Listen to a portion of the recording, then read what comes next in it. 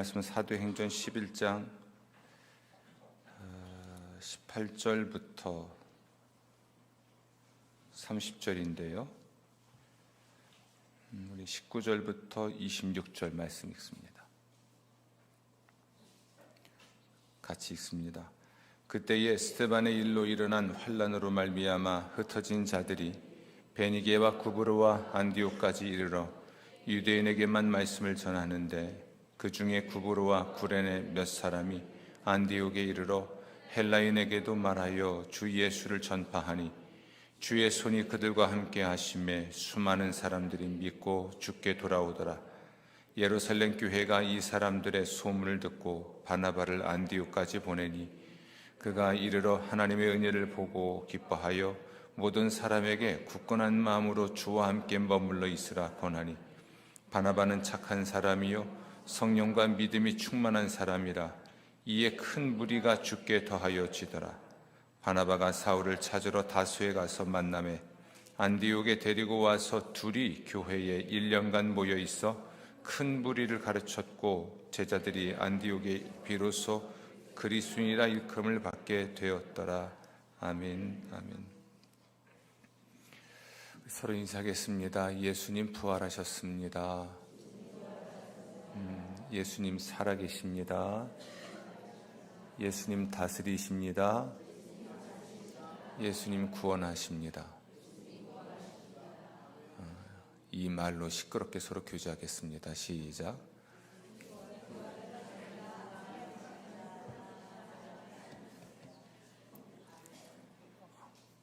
아까 저하고는 길게 했는데 굉장히 빠르게 하시는군요. 네, 기억력이 쇠하여. 네. 부활하신 예수님이 곧바로 하늘로 올라가시지 않고 40일 동안 세상에 계셨습니다. 왜 그러셨을까요?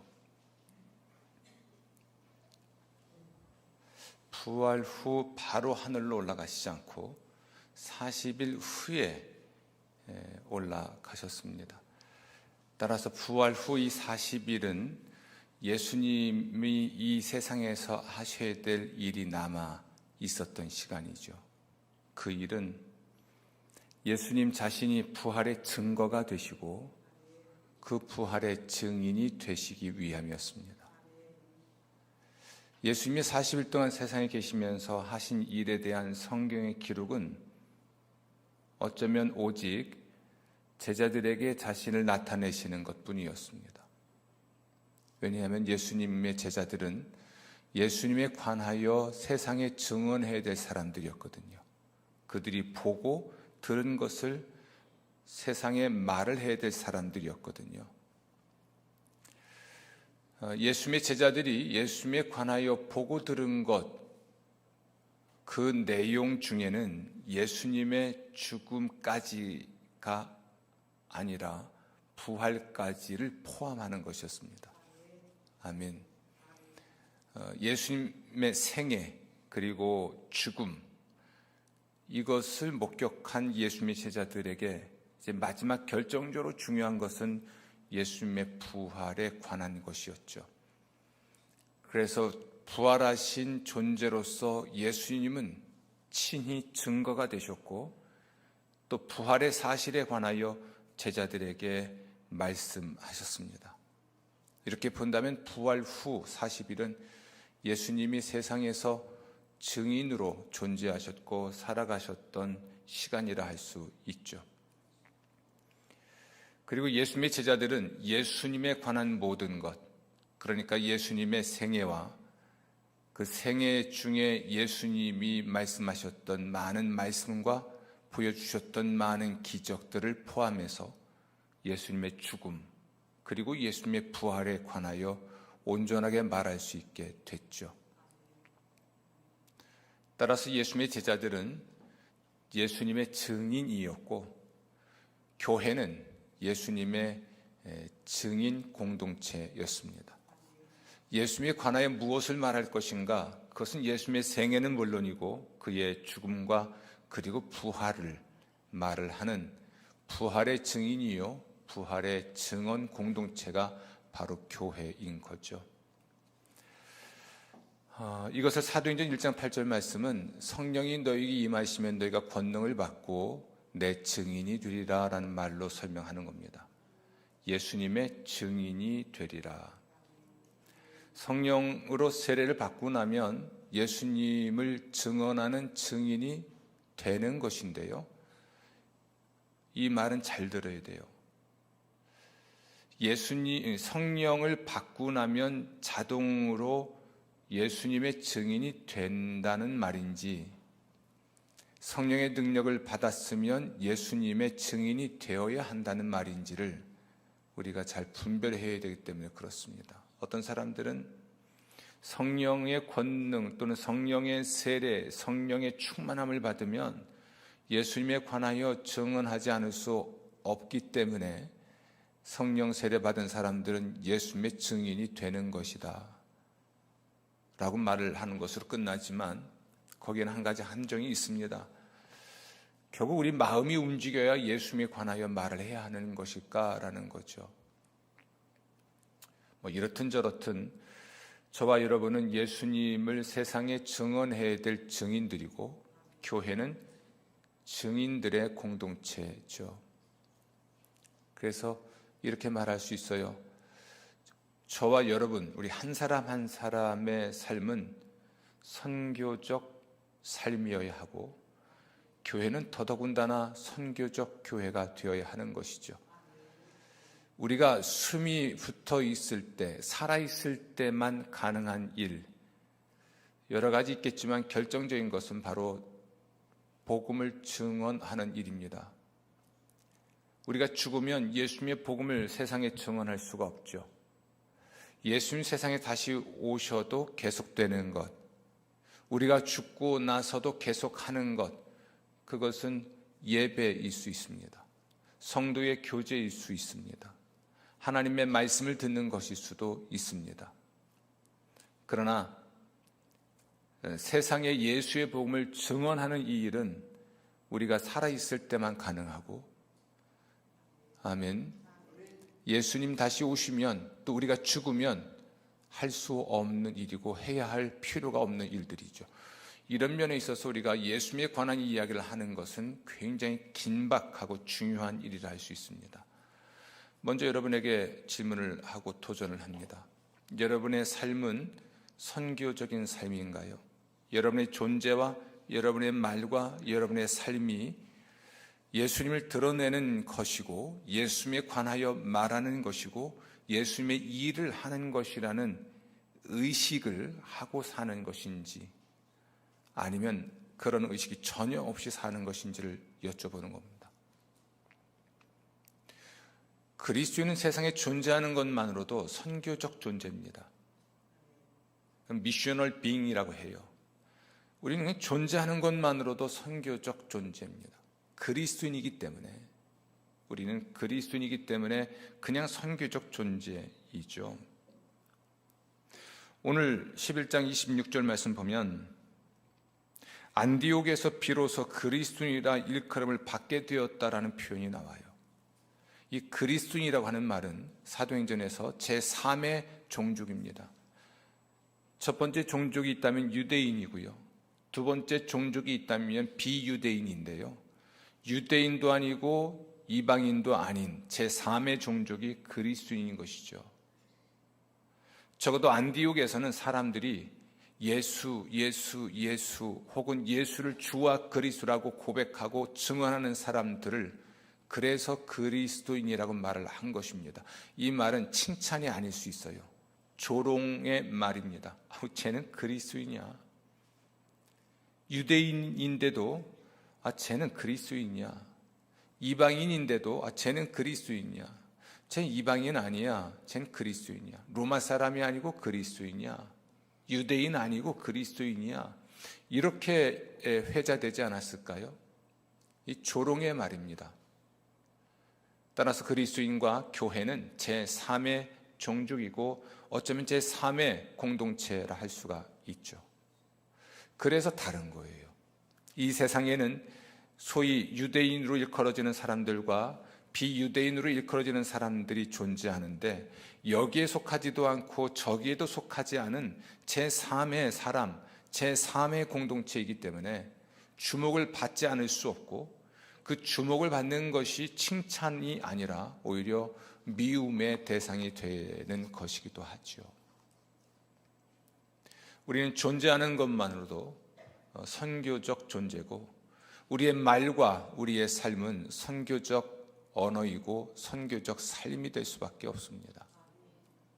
여러분, 예수님이 우리에게 말씀하시기를 너희는 세상의 빛이라 이렇게 말씀하셨죠. 예수님은 세상에 와서 세상을 비추는 빛이셨습니다. 근데 세상이 그것을 몰랐죠. 그래서 예수님을 거절합니다. 거부하고 심지어 예수님을 미워하고 예수님을 죽이죠. 우리 예수 믿는 사람들은 예수를 주와 그리스도로 믿기 때문에 세상의 빛이라고 주님 말씀하신 것인데요, 어떤 윤리적이고 도덕적인 어떤 차별화된 삶 때문이 아니라 예수님의 복음을 가진 자, 그리스도인이기 때문에 차별화된 겁니다. 너희가 세상의 빛이요 소금이라고 말씀하셨을 때 그것의 의미는 우선 아마 인격적인 측면에 있어서 심령이 가난한 자는 복이 있나니 천국이 그들의 것이며 라는 말씀과 같이 인격적 특징이 뭔가 좀 다르기 때문이기도 할 것이고요, 또 마태복음 5장 16절 이하에 나오는 대로 세상과는 좀 다르게 살기 때문에 분명히 그리스도인일 수도 있겠지만 결정적으로 중요한 것 하나가 있습니다. 그것은 우리는 세상에 예수는 주와 그리스도라고 증언하는 사람들로서 세상의 빛이라는 것이죠. 예수님이 세상에 오셨을 때 빛이 세상의 빛이었다라고 말을 해요.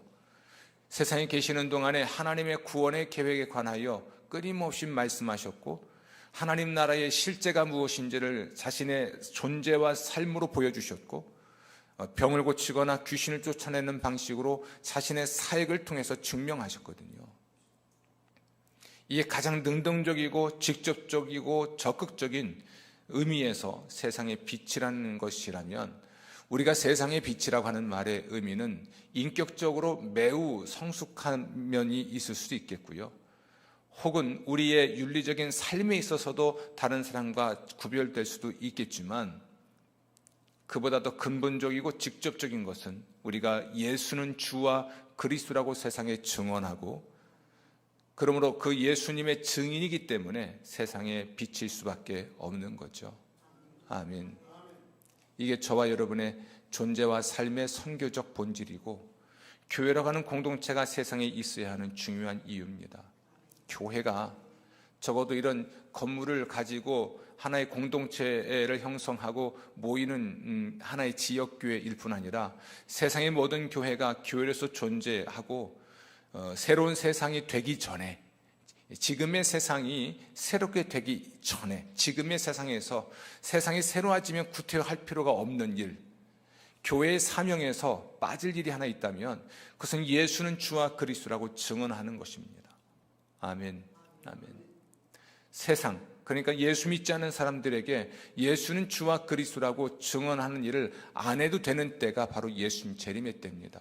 그때는 예수께서 주와 그리스도인 것이 명명백백하게 온 세상에 드러났고, 세상 모든 사람들은 예수님을 주와 그리스도를 믿을 수 있는 기회가 이제는 사라지고 그들은 지옥불에 던져져 있기 때문에 교회가 전도 안 해도 돼요. 예수님 다시 오시면 전도가 필요 없습니다. 예배는 계속되죠. 교회의 예배 계속됩니다. 교회에서의 성도의 교제, 주와 그리스도의 신령한 교제 계속됩니다. 하나님의 말씀을 듣고 그분 안에서 함께 더불어 사는 삶이 계속되는 일이죠. 그러나 교회의 선교는 예수님 오시면 할 이유가 없습니다. 예수님 오시기 전에 이미 충분히 지나칠 만큼 안 믿는 사람들에게 복음을 들을 기회가 주어졌기 때문에 그때는 심판과 멸망의 때이든 아니면 구원과 축복의 때이든 둘 중에 하나이지 다른 것이 있을 수 없죠. 그러면 여러분, 우리가 예수님이 부활하셔서 바로 하늘로 올라가시지 않고 세상에 계셨던 중요한 이유를 포함해서 저와 여러분의 존재와 삶이 선교적 삶이고 선교적 존재이어야 한다는 것을 좀 마음에 새기고 살아야 되지 않을까요? 우리가 인격적으로 좀 더 성숙하다 또는 삶이 좀 더 깨끗하다, 이것은 매우 윤리적인 이야기입니다. 사회적인 이야기죠. 여러분, 놀랍게도 인격적 특징으로 보면 예수 안 믿는 사람들도 상당히 뛰어납니다. 삶의 아름다움으로 보면 예수 안 믿는 사람의 삶이 또한 얼마나 아름다운지요. 그래서 거꾸로 교회와 그리스도인들은 왜 당신네들은 그들만 못합니까? 라는 말을 자꾸 듣는 거거든요. 예수 안 믿어도 인격이 더 훌륭하고 예수 안 믿어도 삶이 더 훌륭한데 왜 당신네들은 그 모양입니까? 이 비난을 듣는 거거든요. 우리 각성할 필요가 있습니다. 그러나 저와 여러분이 세상에서 빛이라고 할 때 이것은 윤리적 특성을 말하는 게 저는 아니라고 말을 해요. 이미 윤리적 특성, 인격적 특성은 주님 말씀하신 것이고, 세상의 소금이라고 할 때는 존재는 물론이고 그의 삶은 물론이고 능동적인 증언을 통하여 예수님이 주와 그리스도 되심을 세상에 말하는 것이죠. 이렇게 말하면 될까요? 캄캄한 어둠 속에서 불을 밝히는 것, 불을 밝히는 겁니다. 어둠 속에 내가 그냥 서 있는 게 아니라, 그리고 물론 내가 그 어둠 속에 빛이 되는 것인데 어떻게 빛이 될 것인가?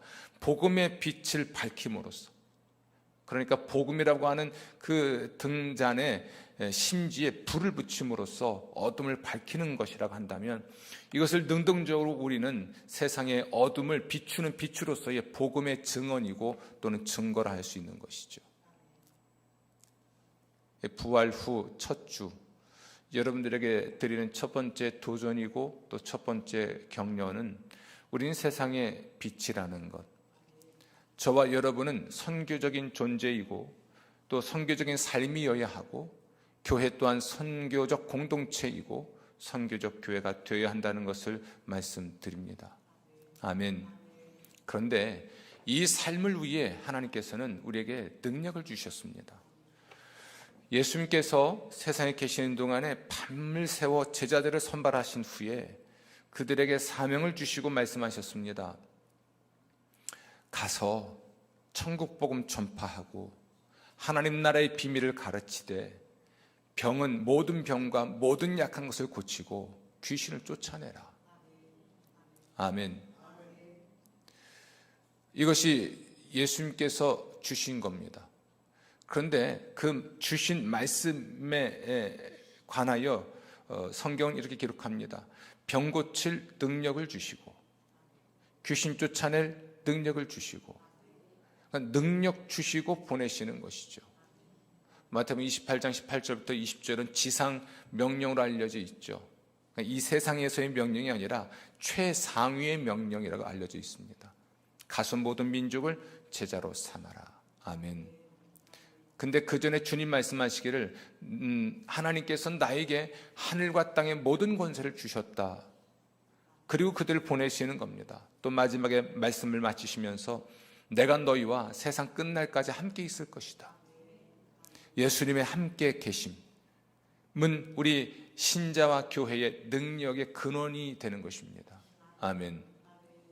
어떻게 이것이 실현됐는가?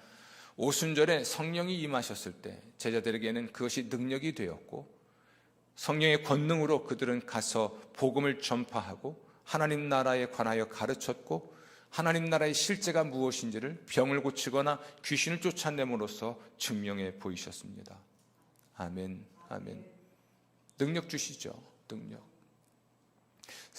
세상에 우리가 선교적인 존재로 존재하고 선교적인 삶을 살아갈 수 있는 능력을 하나님이 주세요. 모든 신자는 적어도 기본적으로 이 능력을 가지고 있습니다. 우리가 예수님을 주와 그리스도로 믿을 때 성령을 선물로 받잖아요. 아멘. 물론 이 성령께서 우리 안에서 활성화되는 것은 우리의 숙제로 남아 있습니다. 성령 임하시면 그것으로 끝나는 것이 아니라 마치 전기가 충전돼서 내장된 어떤 배터리처럼, 전기처럼 성령이 임하시면 그 에너지가 그냥 우리 내장돼 있어서 언제든지 틀기만 하면, 꽂기만 하면 막 흘러나오는 그런 개념은 아니지만, 적어도 우리는 그 성령의 능력을 가진 자는 맞습니다. 아멘. 주님 우리와 함께 계시죠. 우리가 어디로 가든 거기 계시고 우리와 함께 계십니다. 그래서 우리가 어디에서든 선교적인 존재가 될 수 있고 선교적인 삶을 살아갈 수 있는 거죠. 내 말이 아니고 성령의 말이 되고, 나의 결정이 단순한 나의 판단이 아니라 성령의 결정이 되고, 나의 용기와 지혜가 단순한 내 마음의 힘이 아니라 위로부터 부어진 새로운 능력의 힘이 되는 것이죠. 아멘. 주님은 우리를 세상으로 보내시면서 선교적인 존재와 공동체가 되게 하실 뿐 아니라 선교적 존재와 삶이 될 수 있도록, 또는 공동체가 될 수 있도록 능력을 주시고 함께 하십니다. 두려워하지 마십시오. 어둠은 빛을 미워합니다. 그런데 어둠은 빛을 이길 수가 없습니다. 한번 따라합시다. 어둠은 빛을 미워한다. 그러나 빛을 이길 수 없다. 마음에 깊이 새기세요. 어둠은 빛을 미워해요. 그래서 빛의 자녀들은 고난을 당합니다. 불의와 타협하지 않고, 불법과 타협하지 않고, 거부하고 거절하는 까닭에 어둠은 미워하죠. 불의의 사람들, 불법의 사람들은, 어둠의 자녀들은 당연히 빛의 자녀들, 빛을 미워하죠. 그런데 빛을 이길 수 있는 어둠은 없어요. 우린 경험을 알고 있습니다. 아무리 어두운 곳이어도 빛을 밝히면 어둠이 물러가는 거죠. 그렇죠? 불편한 것은 어둠이 빛을 이기는 것처럼 보인다는 거예요. 그럼 이길 수가 없습니다. 우리가 세상의 빛이라면 또 빛이기 때문에 주님께서는 우리의 능력이 되시고 우리의 지혜가 되어 주십니다. 어둠이 이긴 듯이 보이나 어둠은 빛을 이길 수 없고 곧 그 어둠이 물러가고 밝아지겠죠. 이건 새벽녘 동이 트는 것과 같습니다. 제가 무슨 버킷리스트처럼 갖고 있는 것이 하나 있어요. 반드시 계명산 저 꼭대기 올라가서 일출을 보리라. 계명산 정상은 갔다 왔는데요, 거기서 일출을 보리라. 그러려면 요즘 같아서는 몇 시에 일어나야 될까요? 여기 두진 뒷산에서 걸어서 가다 보니까 제가 2시간 걸렸어요, 정상에. 일출이 7시쯤이면 5시에는 떠나야 되고, 일출을 보리라. 동터오는 새벽녘이 여름에는 제일 시원하고 겨울에는 제일 추워요. 동터오는 새벽녘이 제일 어둡고요. 그러나 멀리서 붉게 태양이 떠오르기 시작하면 그 먼 하늘에 구름이 붉어지고 밝아지고, 그게 세상의 어둠이 마치 사라지고 만물이 드러나고, 그리고 만물이 생명을 얻죠. 아멘. 비록 산에서는 누리지 못했지만 제가 바다에서는 누려봤습니다. 동터울 때 그 겨울, 동이 트는 그 여름을 경험을 했죠. 먼 수평선에서 해가 언제 뜰까 싶은데 구름만 짙고, 근데 놀랍게도 해가 뜨기 시작하면 하늘이 붉어지죠. 그리고 어둠이 물러가죠. 잔잔한 바다도 보이고 어둠에 덮였던 산들도 보이고, 그리고 오가는 사람들 보이고, 푸른 빛도 드러나고 붉은 빛도 드러나고, 그러니까 온 세상이 찬란하게 변화되는 것이죠. 빛이 하는 일이고 빛의 힘입니다. 성도 여러분, 주께서 함께 하십니다. 새벽을, 추위를, 어둠을 이길 수 있는 힘을 부활의 주께서 우리에게 주시죠. 우린 그 시간을 견디면 됩니다. 그리고 그 능력으로 어둠 속으로 들어가 어둠 속에 서 있으면 되죠. 빛을 발할 수 있습니다. 예루살렘 교회 생각해 보십시오. 그들이 나면서부터 안진병이 된 사람을 고쳤을 때 사람들은 그 기적 때문에 사도들에게 환호했죠. 그러나 예수를 죽인 사람들은 여전히 사도들을 죽이려 했습니다. 왜냐하면 그들은 예수는 죽임을 당하셨으나 부활하셨고 살아계신다 증언했기 때문에, 그리고 너희가 우리의 주와 그리스도 되신 예수를 죽였다고 고발했기 때문에 사도들을 미워했죠. 그리고 옥에 가뒀고 신문했고 다시는 예수의 부활에 관하여 혹은 예수에 관하여 말하지 말라고 경고한 후에 석방하곤 했습니다. 성도와 교회가 그리스도인으로 사는 까닭에 세상의 미움을 받지 않았던 적은 전혀 없습니다. 거꾸로 질문해 볼게요. 여러분, 그리스도인이기 때문에 미움을 받아보신 일이 있습니까? 아니면 적당히 타협하는 까닭에 세상에서는 칭찬만 들으셨습니까? 아유, 잘하셨네요. 참 좋은 사람이에요. 이웃과 함께 참 즐겁게 지낼 수 있으시니 참 좋은 그리스도인이에요. 이런 말은 들으셨습니까? 귀찮으리만큼 예수님이 주와 그리스도 되심을 이야기하고 예수 천당 불신 지옥을 이야기하고 불의와 불법과 타협하거나 양보하지 않기 때문에 모든 걸 잃을 수도 있고 모든 것을 빼앗아가겠다는 위협과 협박을 받아보셨습니까? 사도 바울은 이런 일로 인해서 갖게 된 몸과 마음의 상처를 예수의 흔적이라고 갈라디아에서 말합니다. 스티그마, 예수의 흔적. 이제 후로는 내가 내 몸에 예수의 흔적을 가졌으니 더 이상 나를 괴롭게 하지 마라. 도대체 얼마만큼의 상처가 있어야 할까요? 그것은 분명히 사도 바울이 복음을 증언하는 삶을 살기 때문에 겪었던 수없이 많은 고난의 흔적이었을 것입니다. 채찍에 많이 맞기도 하고 짐승과 싸우기도 했고 굶주려 헐벗어 보기도 했고 여행 중에 풍랑을 만나 죽을 뻔하기도 했고 동족들, 유대인들에게 린치를 당해 죽을 뻔하기도 했고 유대인들의 선동으로 인해서 이방인들의 선동으로 인해서 수없이 많은 고초를 겪었죠. 그래서 그 사도 바울은 몸의 상처도 많고 마음의 상처도 많죠. 그게 예수의 흔적이에요. 여러분, 다시 한번 여쭤봅니다. 예수님의 증인으로 존재하고 그러니까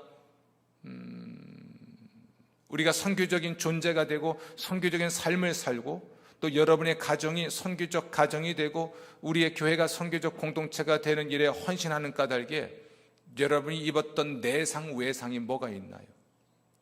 그 흔적이 뭡니까? 한번 생각해 보세요. 여러분의 통장에서 복음을 위해서 쓰여졌던 것으로 11조가 나간 흔적, 감사헌금이 나간 흔적, 선교비가 나간 흔적, 특별한 헌신으로 나간 흔적들, 물질주의 시대에 이보다 더 심각한 흔적이 있을까요? 예수의 복음을 증언한 일을 마치려 하면은 나의 목숨도 조금도 아까워하지 않겠다는 사도 바울의 고백처럼 그런 희생을 각오했고 희생했기 때문에 여러분이 갖게 된 흔적이 무엇인지 여쭤보는 거예요. 1년 카드 명세서를 보면 어떤 기록이 남아 있을까? 우리 인생에 대한 것을 내역서로 놓고 보면 과연 거기서 내가 예수의 복음을 위해 예수의 증인으로 존재하고 살아가기 때문에 남게 됐던 흔적은 무엇일까? 복음을 증거하는 사람들, 예수의 사역자들의 동역자가 되기 위해서 그들과 연대하기 위해서 시간을 쓰지 않고 내 힘을 쓰지 않고 내 돈을 쓰지 않고 그러므로 내 삶의 내역서에 남아있는 흔적은 도대체 무엇일까? 한번 돌아보십시오. 오늘 말씀도 보십시오. 스데반의 일로 일어난 환난으로 말미암아 흩어진 자들이 가서 한 일이 또 뭡니까? 주 예수를 전파합니다. 이 기가 막힌 거예요. 스데반의 환난, 그러니까 돌에 맞아 죽은 사람이 스데반이죠. 예수님을 주와 그리스도로 증언하다가 돌에 맞아 죽은 사람이 스데반입니다. 사도 바울은 이 스데반을 돌로 쳐 죽이는 일에 동의하고 동조하고 스데반에게 돌을 던지는 사람들의 옷을 맡은 증인의 역할을 했던 사람이긴 한데요. 그 일 때문에 결국은 흩어지게 된 사람들, 예루살렘에 거주하지 못하고 쫓겨난 사람들, 그들이 흩어져서 한 일이 뭐죠? 또 복음을 증언하는 일이에요. 아멘. 주목하는 건 스데반의 일로 말미암아 일어난 환난으로 말미암아라는 표현이에요. 이 환난을 겪은 흔적이 적어도 이 시대의 사람들에게 있었던 것이죠. 스데반은 돌에 맞아서 입은 상처와 그의 죽음이 흔적일 것이고요. 환난 때문에 급히 예루살렘을 떠나야 했던 사람들은 결국 가져가지 못했던 지문서를 가져갈 수 있었겠습니까? 뭘 가져갈 수 있겠습니까?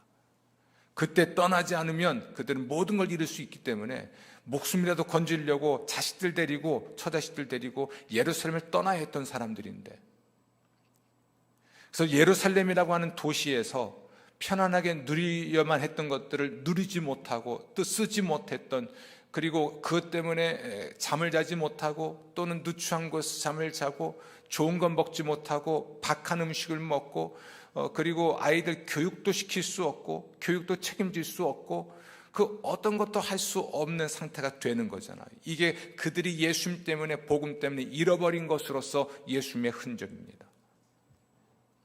교회 역사에 있어서 예수님의 증인으로 존재하고 살아가는 미셔널 빙, 미셔널 라이프, 미셔널 커뮤니티가 되기 위해서 된 사람들, 그런 공동체는 이 내상 외상이 깊어요.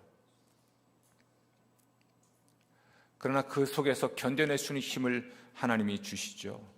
아멘. 그들의 증언, 환난에도 불구하고 환난 때문에 모든 걸 잃고 흩어져서도 포기하지 않습니다. 환난 때문에 쫓겨났는데 좀 입 닫고 사는 게 맞잖아요. 그렇죠? 예수의 복음을 증언하기 때문에 환난 당했으면 입 닫고 있는 게 맞고, 예수의 사람으로 불의와 불법과 타협하지 않았기 때문에 고통을 겪으면 좀 타협할 줄 알아야 되잖아요, 세상적으로는. 그런데 이 사람들은 그러지 않아요. 이게 불굴의 용기인가요? 불굴의 신앙인가요? 무엇이 그들이 이런 환난에도 불구하고 예수의 복음을 증언하는 일을 중단하지 않게 했을까? 그건 예수님이세요. 그분만이 주와 그리스도이시니까. 예수에 관한 일을 말하지 말라는 경고를 받았을 때 사도들이 한 말은 뭡니까? 우리는 보았고 우리는 들었는데 말하지 않을 수 없지 않느냐. 보았다, 그러므로 들었고, 그러니 말하지 않을 수 없죠. 예수님 때문이죠. 예수로 말미암아 구원을 받았고, 예수로 말미암아 세상의 구원을 받을 수 있기 때문에 세상에 말을 하지 않을 수 없었죠. 사랑하는 성도 여러분, 오늘 우리는 예수님이 부활 후에 세상을 떠나시지 않고 40여일 동안 세상에 머무셨던 이유에 관한 말씀을 잠깐 나누고 있습니다. 그리고 예수님의 제자들은 예수에 관한 모든 것, 그의 죽음과 부활의 증인으로서 세상에 존재하고 또 살아가야 하는 것에 관한 말씀을 듣고 있고 들었습니다. 우리의 결단, 결심, 다짐이 남아 있습니다. 여러분, 예수님의 부활의 증인이 되십시오.